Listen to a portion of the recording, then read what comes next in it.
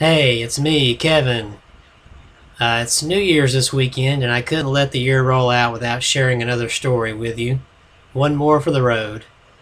This one's going to be about a relative of mine on my grandmother's side of the family. Quite a character.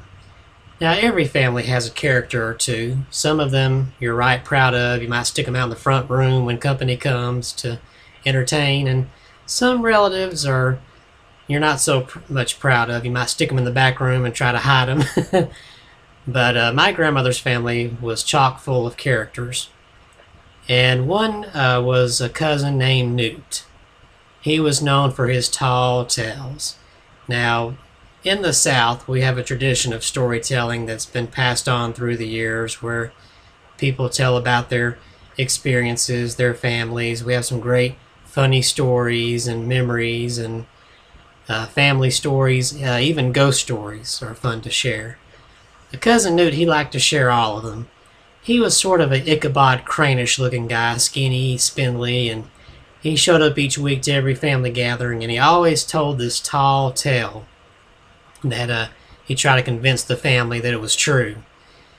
Back in the 30s and 40s, my grandmother, her family was very close, and they always got together each week to share stories, and Cousin Newt always showed up, and he was always in true form, and he'd always try to convince them of something. Like one time he showed up and he said, "You know what? I was on my way here, and I crossed the creek down there by the near the house down there, and there was this log that had fallen across the creek there, and there had to be at least 30 turtles on that log, and they were staring me down." Well, the family kind of doubted his truth there. They said, he's probably exaggerating. "Come on, Newt, fess up. You saw 30 turtles on that log?" "Well, okay, it might have been like 25 turtles." "Ah, come on, Newt, tell the truth." And they'd carry on like this for a while. "Come on, Newt." "Ah, okay, there was 20 turtles." "Newt, your nose is growing. Come on, tell the truth." "Okay, there were 15 turtles." And so forth and so on. He'd get down to 10, 5, 2. Finally, he'd fess up and say, "Okay, there was one turtle on that one log." One time he showed up with a real doozy. He tried to convince the family that he was walking through the field coming to their gathering when all of a sudden two big old twisters came spinning out of the clouds, and they came ripping through the field there and just kind of danced together, did a little dance, twisting around each other, hopping from tree to tree, up and down from the clouds, until they finally just twisted right back on up and left. And of course, nobody believed that because there wasn't a cloud in the sky that day, so he had to be lying there too. And then there was the one time he told about the black snake and the brown snake.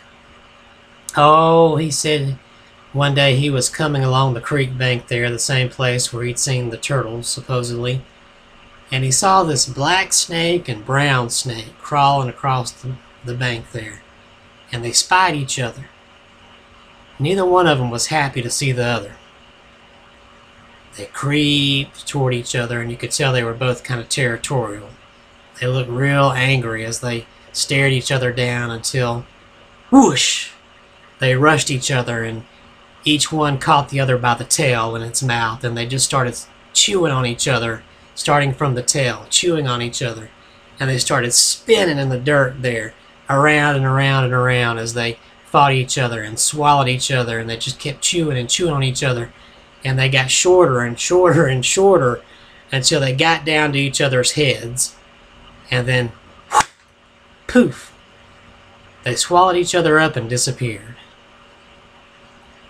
Well, my grandmother wasn't falling for this story, so she ignored it. Later on that day, she and her sister Ellen went down to the creek bank to skip some rocks. Ever heard of rock skipping? That's where, kids like to do this back in the 30s and 40s before there was a lot of technology. You had to make up your own fun. And they would take rocks and try to skip them across the surface of the creek. It's still a fun thing to do today. Watch the rocks kind of bounce across the surface of the water. And they went on down to the creek bank to do their rock skipping. But something was out of place when they got there. There on the bank, around about where Cousin Newt said he'd walk through, there was a sort of a formation there in the dirt. It was circular. It was as if something was there spinning, or had been there spinning around and around and around, and it formed a great big old circle. So maybe Cousin Newt wasn't making that up. Maybe those two snakes did swallow each other whole. And you know what? This story is true, or my name ain't Joe Bob Brown. Oh, right. Bye-bye. Happy New Year.